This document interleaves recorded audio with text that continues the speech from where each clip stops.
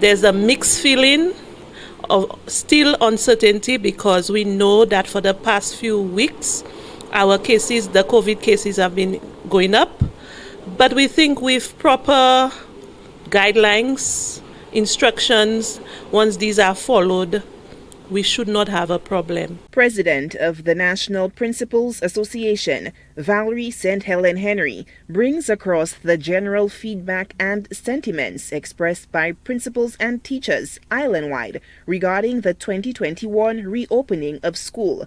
The island recorded 13 new cases of COVID-19 on the final day of 2020. St. Helen Henry says the education sector will remain vigilant. There's no need to say that there will not be a case in a school. It's inevitable, given the history and the data that we're receiving, the age level.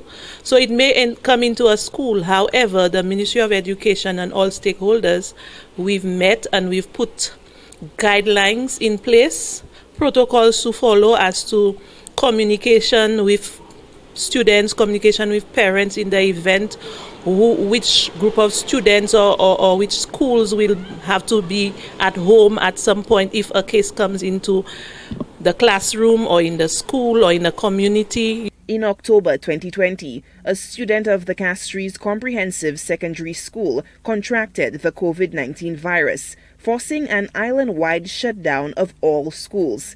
St. Helen Henry says this time around, the sector is better prepared. The parents will be oriented as well, because I think sometimes what happened with the comprehensive case, there were lots of sensitizing of false information, which created this anxiety among persons.